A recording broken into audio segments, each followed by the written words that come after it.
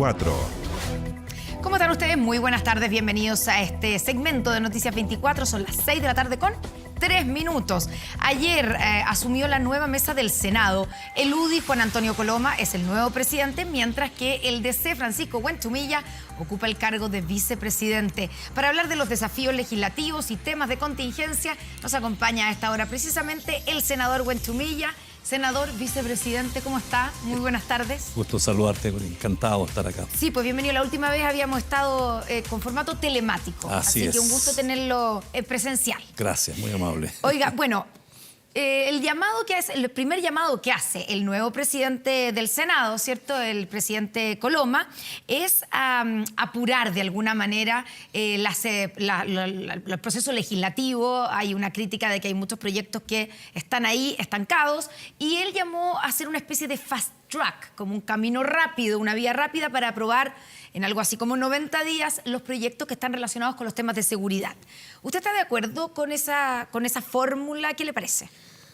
Bueno, el Senado está trabajando bastante bien, al día en todos los proyectos que nos manda el Ejecutivo. ¿Están atrasados, quiere decir usted? No estamos atrasados. Lo que pasa es que tienen mucha pega. Tenemos mucha pega, efectivamente, pero a mí me parece que el escenario del país hace que la seguridad sea uno de los grandes temas pendientes que tiene el país y que demanda la gente. Entonces, lo que hace el presidente Coloma es decirle al gobierno, mire, estamos disponibles para darle celeridad a los proyectos que tengan por objeto establecer la estructura jurídica de los temas de seguridad. Esa es nuestra disposición. Hablar de 90 días pueden ser un poquito más, poquito menos, pero es la disposición y la voluntad de avanzar en esos proyectos. De sacarlos adelante. ¿Qué significa en la práctica cuando se ponen una especie de plazo de 90 días? ¿Es trabajar más de lo que están trabajando ahora? Porque en el fondo uno se pregunta, bueno, como usted dice, no es que no estén trabajando, estén relajados, sino que están trabajando. ¿Es concentrarse en esos proyectos y dejar tal vez algunos otros mientras tanto de lado? Bueno, uno tiene que elegir porque sí, tenemos una batería de proyectos y hay que concordar con el Ejecutivo en consecuencia que le ponga urgencia a unos y le retire la urgencia a otros. Claro. Y se pueden usar mecanismos reglamentarios como para apurar, como por ejemplo, discutir los proyectos en general y en particular inmediatamente. Entonces eso acelera un poquito el tema, porque si no tiene dos vueltas, en general, va a la sala, vuelve y después tú entras al detalle y con eso a lo mejor se atrasa un poquito. ¿Qué proyectos le parecen a usted relevantes de esta agenda de seguridad, cierto? Porque son varios los que hay que tocan el tema de seguridad en el Senado. ¿Qué proyectos le parece a usted que son relevantes para enfrentar el tema de la delincuencia, la crisis de criminalidad que hay hoy día? Mira, el proyecto sobre crimen organizado que modifica todo lo relativo a la asociación ilícita del Código Penal, lo despachamos en la Comisión de Seguridad. El proyecto sobre... O sea, ese ahora pasa a sala, ¿cierto? Claro. No, ese ya... Ya es ley. Claro, no es ley, pasa a la Cámara. A la Cámara de Diputados, tiene razón, ya. El proyecto de ciberseguridad, que lo vio la Comisión de Defensa que yo presidía, lo dejamos prácticamente despachado y por lo tanto pasa a la sala del Senado. El proyecto sobre Ministerio de Seguridad... Sí, la creación del Ministerio de Seguridad. Sí, ayer lo despachamos prácticamente en un 95%. Y eso después pasaría a la sala. Pero los temas pendientes son fundamentalmente la reforma de las policías y los servicios de inteligencia. Yo diría que ahí tienes tú una arquitectura muy importante en el combate a la delincuencia. ¿Qué le parecen las leyes que llevan nombres, digamos, de carabineros que han fallecido, ¿cierto? La ley Naín, la ley Retamal. ¿Le parecen que son instrumentos relevantes que entregan, como dicen algunos, sobre todo en la oposición, que entregan más herramientas a los carabineros para realizar su acción en contra de la delincuencia? Bueno, ahí entramos a otro tema, porque yo personalmente pienso que el combate a la delincuencia no puede ser solamente una materia de derecho penal. Esa es una de las facetas del combate a la delincuencia. Pero pensar que por arte de magia, teniendo una ley, la delincuencia va a bajar, es no entender el conjunto sistémico que significa la delincuencia en un país donde hay muchos factores que influyen. Evidentemente que esas leyes puntuales que usted me señala dan respuesta a situaciones críticas, coyunturales que se han presentado, donde la gente quiere una respuesta del Estado más personalizada. bajo ese punto de vista, claro, se despachan ese tipo de leyes. Pero el combate de la delincuencia aquí y en el mundo es multisistema, multifactorial. Hay muchos métodos que se tienen para combatir la delincuencia. Uno de ellos es el derecho penal, pero no es el único. Ya, o sea, para que lo traduzcamos bien, ¿cierto? La gente que nos está escuchando, no basta con subir las penas, por ejemplo, a quienes ataquen a carabineros, que es una de las propuestas, ¿cierto? Hoy día las penas están muy altas en todo tipo de delitos. Hubo una época en que, bueno, simplemente se empezaron a subir todas las penas. Y hay muchísima gente en cárcel que hace años atrás. Pero ese es uno de los caminos. Pero esto es multifactorial. Por lo tanto, no solamente el derecho penal. El gobierno anunció, a través del subsecretario Monsalve, ¿cierto?, que enviará un proyecto para regular el uso de la fuerza por parte de carabineros. Hay toda una discusión, ¿cierto?, acerca, incluso hay quienes proponen que cambiar la palabra proporcionalidad, el uso proporcional de la fuerza por parte de carabineros, por un uso racional de la fuerza. ¿Qué le parece a usted esa propuesta y esa discusión? Bueno, Carabineros y la policía tiene normas a nivel de reglamentación sobre el uso de la fuerza. Instrucciones internas y a ese nivel.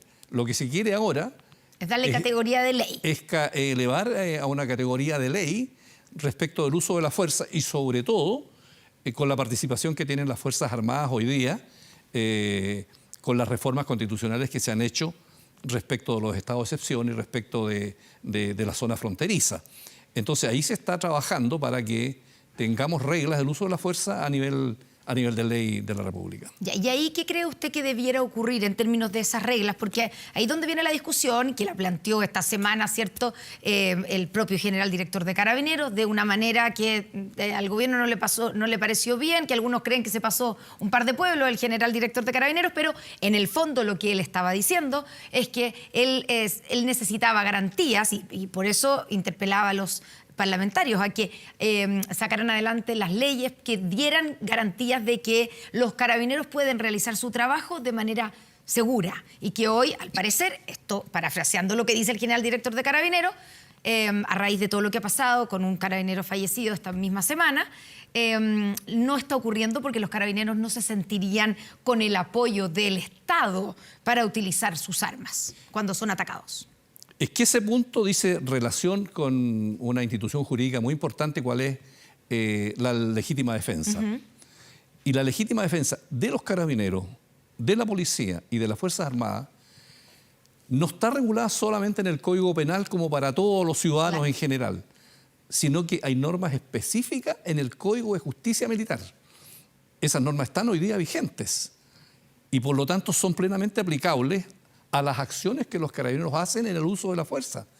A lo mejor se le olvidó, no sé, al general director de que esas normas hoy día están vigentes y por lo tanto ya está regulado, está reglamentado de qué manera el carabinero puede alegar legítima defensa y le vuelvo a insistir que no en el Código Penal, sino en el Código de Justicia Militar.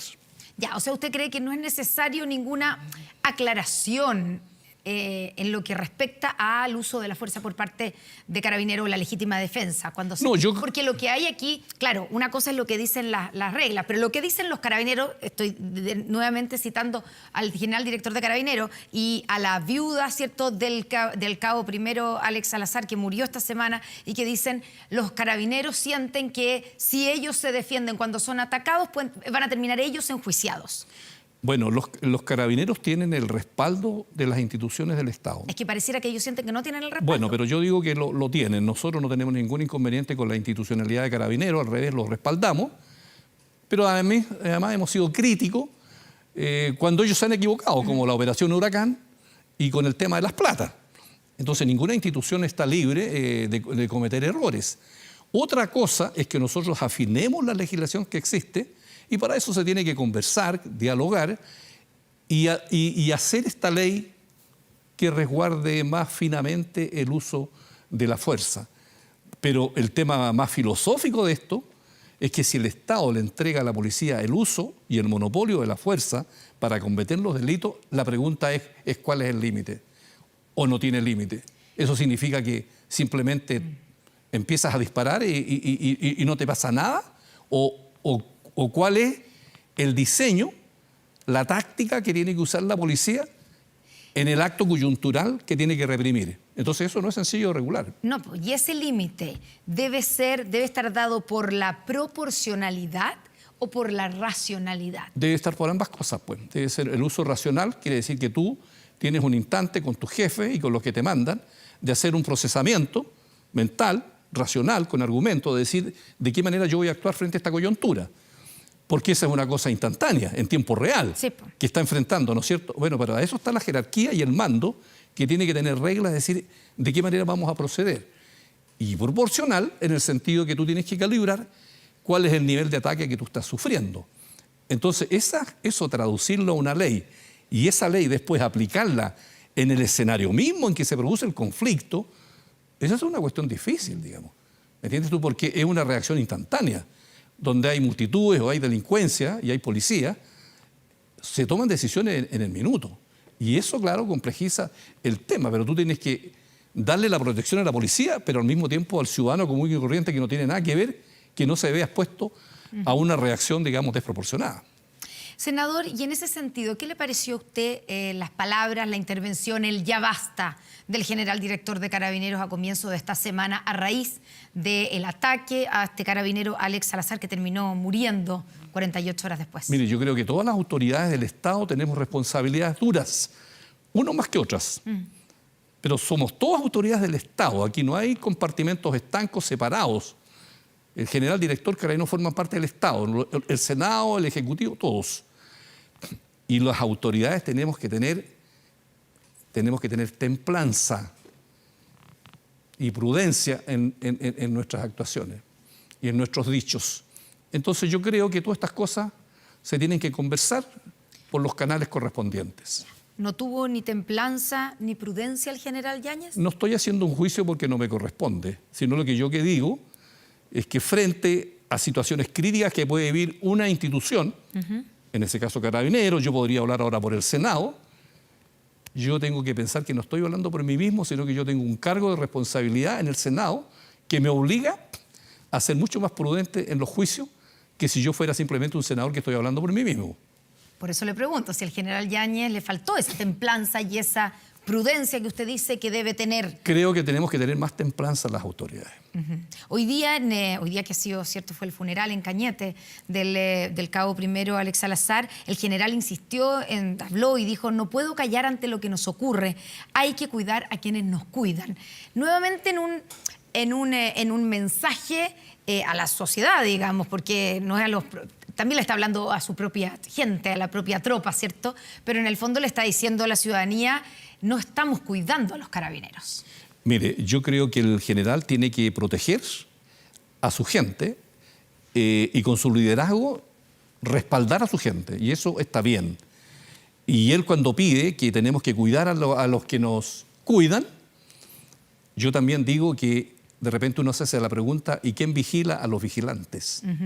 Entonces eso es una cosa de ida y de vuelta, porque por algo ellos tienen el monopolio de la fuerza. Entonces, ¿cómo tenemos ese equilibrio en el Estado que te permita combatir la delincuencia, pero al mismo tiempo respetar las normas y no nos estemos matando los unos con los otros? Yo, comprendiendo todos los dolores que hay detrás de las actuaciones de muchos jóvenes carabineros, entonces esa es la responsabilidad que tenemos las autoridades, y por eso yo digo que tenemos que actuar con templanza. Senador, hablando de seguridad, hablando también de la presencia no solamente de la policía, sino que también de los militares, hablemos de la Araucanía. ¿Cuál es su evaluación de la situación actual de la Araucanía? Ayer estuvo allá el subsecretario Manuel Monsalve. Ha habido una especie de recrudecimiento después de unos, no sé si semanas o no sé, podemos hablar de meses, pero que estuvo un poco más tranquila la situación en la macrozona sur. Ha habido un recrudecimiento de los ataques incendiarios, últimamente lo ha reconocido la autoridad. ¿Qué es lo que está pasando en la Araucanía cuando la atención en general está como en otro lado? Está en el norte con la crisis migratoria y como que de repente dejamos de preocuparnos de la Araucanía, de la macrozona sur. Bueno, es evidente que si usted coloca las Fuerzas Armadas desplegadas en los territorios, probablemente los hechos de violencia van a bajar. La pregunta es: ¿esa es la respuesta definitiva? Tal como dicen ustedes en televisión. ¿Esa es la respuesta definitiva? Yo siempre he sostenido que el problema político que existe en la Araucanía no se va a resolver mediante el uso de la fuerza. entregándoselo a los tribunales o a los fiscales o a la policía o a las Fuerzas Armadas. Yo creo que eso no va a tener solución por esa vía. Los problemas de esa naturaleza tienen una solución, que es la vía política. Y así sucede en cualquier parte del mundo donde hay estos temas. ¿Y qué ha pasado con esa vía política? Porque cuando llegó este gobierno, ¿cierto?, el presidente Gabriel Boric planteó precisamente eso. De hecho, le dio más importancia, le pusieron énfasis en el plan Buen Vivir, en las conversaciones, en el diálogo. Se habló mucho del diálogo para poder enfrentar esa parte, la parte política, ¿sí?, la parte del diálogo, la parte de conversación. Y cada vez fue tomando más protagonismo la parte seguridad policial, podríamos decirlo así, o militar, claro, versus, eso es lo que da la impresión, ¿ah? Puede ser que esté avanzando muy bien el plan Buen Vivir y que no estemos enterados, que sea problema nuestro. Pero da la impresión de que está mucho más puesto el foco en la parte seguridad policial, militar, ¿verdad? Sí, por supuesto. Bueno, hay diferentes temas, ¿no? Está el tema de la pobreza, el tema del desarrollo, el plan Buen Vivir va por el lado de las inversiones y el desarrollo. El problema controvertido y sustancial aquí y pertinente, como me decían mis profesores de Derecho Procesal en la universidad, es cuál es el tema ahí. El tema es el conflicto que existe entre el Estado y el pueblo mapuche. Y entonces, pensar de que eso se va a resolver exclusivamente por la fuerza, yo siempre he dicho que no creo en eso. Y creo que el presidente Boric, cuando estuvo de visita a la Araucanía, dijo que iba a establecer una mesa de alto nivel para entrar a ese tema político, de dar una respuesta posible frente al requerimiento de las tierras, fundamentalmente, que es el gran tema. Me dicen que eso podría estar listo en abril, que lo pudiera anunciar el presidente, pero se está a la espera de la decisión del gobierno. Pero ese es el gran tema que falta. Que falta, ¿cierto? A mi juicio. Ya. Porque antes hubo muchas comisiones, pero fue más bien de diagnóstico, de proposiciones. Aquí se trata de que esta comisión de alto nivel pueda entrar derechamente al fondo del tema. A concretar el tema de la devolución, entrega de tierras, hacer el catastro. Bueno, así yo lo he percibido de lo que plantea el gobierno, pero bueno, el gobierno es el que está tomando sus decisiones y tendrá que anunciarlo al país en su momento. Ya, pero a usted le preguntan, pues. Usted, de este tema y de otro, usted habla con el presidente. Bueno, conversamos algunas cosas, sí. Ya, y por eso, acá en este tema, usted me imagino que le ha dicho que falta esta parte. Bueno, conversó yo con las autoridades pertinentes del gobierno. Ya, pero en abril debiera venir entonces. Dicen que sí, así yo espero que sea así. Ya, hoy día hubo reunión, ¿cierto?, de los diputados de la Araucanía, de distintos sectores, con la ministra Toá, y dicen que la ministra del Interior planteó la salida del sistema de estado de excepción, como lo conocemos actualmente en la Araucanía.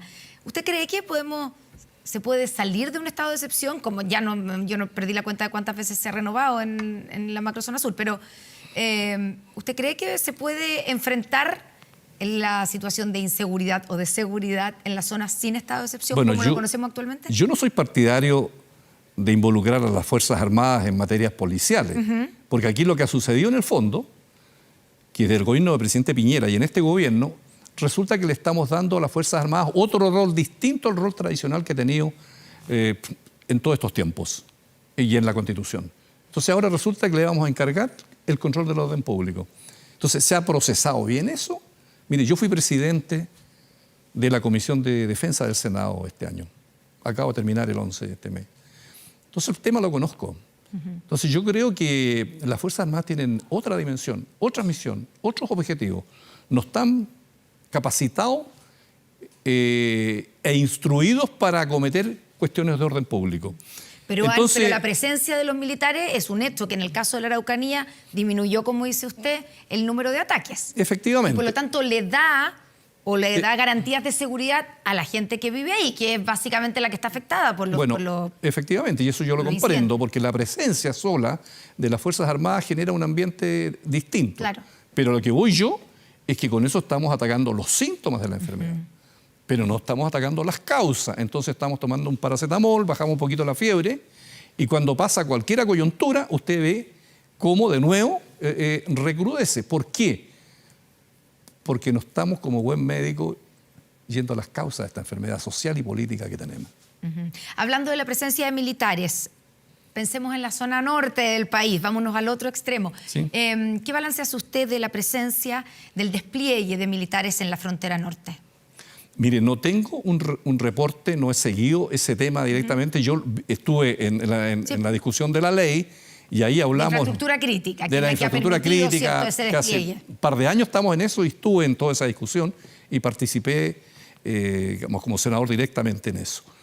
Pero para mí, yo trabajo más para el sur que para el norte. Para el sur que para el norte, exactamente. Entonces no tengo un reporte exacto de cuál ha sido, digamos, el balance que se ha hecho de la participación de las Fuerzas Armadas allá. Ya, y hablando del tema de la crisis migratoria, que claro, que está ahí presente, ¿cierto?, en el norte. Ayer estuvo el presidente en Colchane, dijo y fue insistente en que primero que va a instruir al canciller Van Claveren para que inicie conversaciones con Bolivia para poder cambiar el sistema que existe hoy día, que no reciben a los migrantes que no sean bolivianos y que sean reconducidos desde nuestro país, que es un problema que se está teniendo. Pero también dijo el presidente que iban a aplicar todo el rigor de la ley, una frase así, contra quienes sean migrantes y cometan delitos, y por lo tanto insistir en las expulsiones judiciales. Pero el problema, según la gente que vive allá, según los alcaldes y todo, el problema no está en las expulsiones judiciales, sino en las expulsiones administrativas.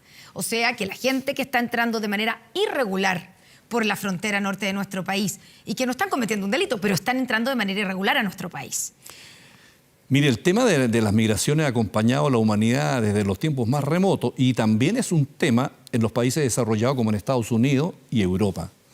No es un tema que nos afecte solamente a nosotros como país. Y por otro lado, cuando hay esas migraciones es porque la gente busca una mejor calidad de vida, una mejor oportunidad en las sociedades desarrolladas. Y entonces dentro de la región, con todos los problemas que nosotros tenemos, hay mucha gente que se viene para acá porque siente que aquí puede tener una mejor oportunidad para ellos y su familia. Pero dicho eso, quiero decir que el tema de migraciones es un tema multilateral, que no depende solamente de nosotros, por muchas medidas que podamos tomar, porque todos estos migrantes pasan por distintos países. Entonces tú tienes que tener una solución conversada y dialogada con todos los presidentes de los países vecinos. Y el problema puntual de Bolivia demuestra una vez más que por muchos problemas que uno pueda tener con los países vecinos, uno nunca puede quebrar las relaciones. Es lo que no tenemos hoy día. Es lo que no tenemos hoy día y creo que el Bolivia. gobierno debería instar derechamente porque se restablezcan las relaciones diplomáticas con Bolivia, con el objeto de poder conversar de otra manera este tema que nos afecta a nosotros, pero que viene toda la cadena de aquí hasta Venezuela. Solo no lo vamos a arreglar.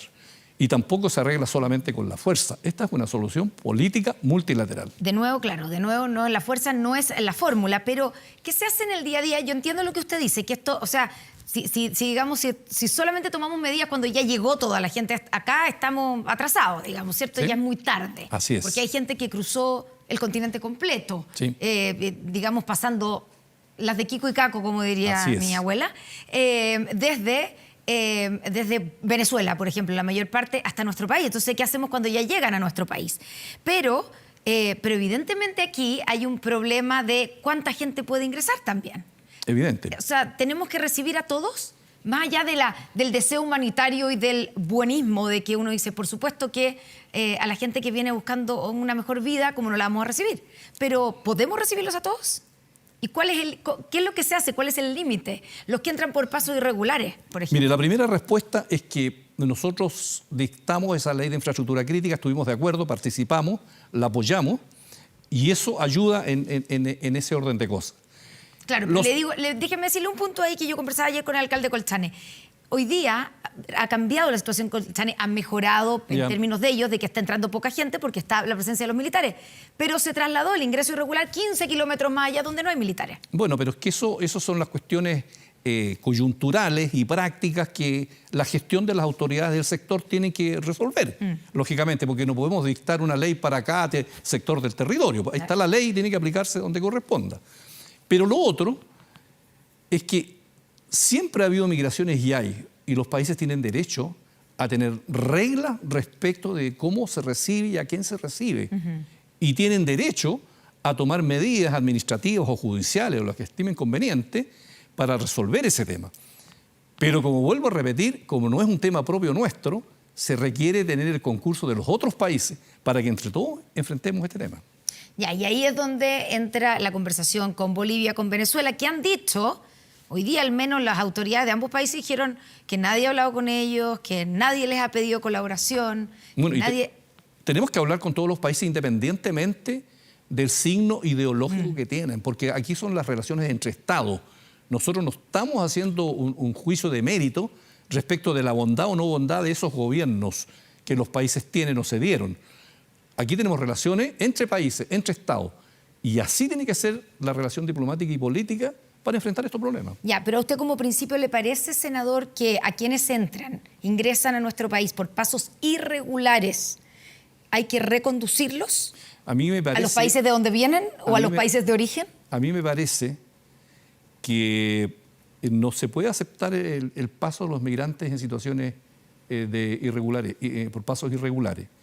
Y por otro lado, aquí hubo una situación política en Venezuela concretamente, donde un expresidente fue a decirle a la gente que se vinieran para acá. Entonces hay situaciones también de crisis humanitaria en que los países tienen que tener una política y una respuesta frente a eso cuando esos países tienen esas crisis. Pero vuelvo a repetir que esos son problemas que afectan a todos los países del entorno donde pueden pasar esos migrantes. Eso es clave para resolver este tema. Senador, hablemos de las relaciones políticas con el gobierno. ¿Cómo está la relación de la democracia cristiana con el gobierno? Porque ustedes están en una postura como con un pie allá y otro pie acá. ¿O no? ¿O están con los dos pies afuera del gobierno? Bueno, nosotros no somos parte del gobierno, pero yo me pregunto... No oficialmente. No somos parte de la coalición de gobierno. Tenemos una mirada de colaboración, de ayudar, porque yo la pregunta que me hago, ¿y cuál es la diferencia entre la DC y el Partido Socialista y el PPD y Aprueba Dignidad? Si hoy día no hay diferencia en el mundo. ¿O hay algún proyecto alternativo al capitalismo de los socialistas? No lo hay. Todos quieren la salud, la educación. Somos todos socialdemócratas. No hay en el mundo una alternativa distinta a la configuración que tiene el sistema capitalista y de economía de mercado a lo largo de los años. Los sistemas nuevos son los chinos, que tienen un capitalismo y una cuestión política centralizada, lo mismo que Vietnam. Pero en el resto del mundo, en Asia, en África, ¿qué es lo que rige? Rige el capitalismo. ¿Cuál es la alternativa? La socialdemocracia. ¿En qué está el socialismo, el PPD? Este gobierno ahora con este programa, nosotros, son todos socialdemócratas. Entonces, no hay diferencias en eso, en algo que le propongamos a la sociedad que sea algo distinto. Entonces, ¿por qué la DC no está en el gobierno? Bueno, la DC no ha entrado al gobierno por una decisión que ha tomado las autoridades de la DC, digamos, respecto de este tema. Eso es todo. Ya, pero ¿usted lo entiende o sea, ¿entiende por qué o no lo entiende? Yo personalmente soy partidario de repensar el tema, porque la pregunta es ¿qué hace la DC sola? Sí. Porque el objetivo de los partidos políticos es llegar al poder, para ejercer el poder desde el gobierno. Claro. Vocación de poder, eso es lo que tienen los partidos. Un partido que renuncia al poder. La pregunta es ¿qué es lo que hace? O se va para otro lado de derecha o se queda solo sin nada. No quiero decir con esto que yo estoy diciendo al gobierno quiero entrar al gobierno. Quiero decir que la DC debe repensar eso, de cuál es su rol en este escenario en que prácticamente no hay diferencias sustanciales respecto al modelo que estamos proponiendo. Ya. O sea, si de usted dependiera, si usted fuera el presidente del partido, ¿usted estaría en la alianza de gobierno? ¿O estaría conduciendo a la reflexión para, por ejemplo, entrar al gobierno? No, yo no me gusta andar tocando puertas, porque aquí los cariños son... Digamos, me gusta ya, pero si lo invitara el presidente Gabriel Boric. Me gusta que me abran las puertas. Ya, pero si lo invitara el presidente Gabriel Boric. Es una cosa hipotética, digamos, que no le hemos conversado, que no está en nuestra agenda y por lo tanto paso, digamos, simplemente. No está en mi agenda en este minuto. Ahora, usted dice, solo para terminar, este es un gobierno con este programa de hoy, socialdemócrata, ¿es distinto a cuando asumió este gobierno, cuando ganó hace un año atrás el presidente Gabriel Boric con el programa que venía a lo que hoy día tenemos un año después? Era un mismo programa socialdemócrata un poco más intensivo y que ha bajado un poquito las revoluciones, digamos. Claro, se ha moderado. Se ha moderado. ¿A usted le parece bien que se haya moderado? Bueno, la vida es gradual, no hay milagros así. Entonces, bueno, que se ha aprendido la experiencia de que se puede caminar pero nunca correr en política. Hay que caminar Para no tranquilo. tropezar, sino caerse. Exactamente. Senador Francisco Huenchumilla, muchas gracias por estar con nosotros aquí en Noticias 24. Muy buenas tardes y mucha suerte en la vicepresidencia del Senado. Gracias, muchas gracias. Muy Buenas amable. tardes. Chao. Son las 6:30.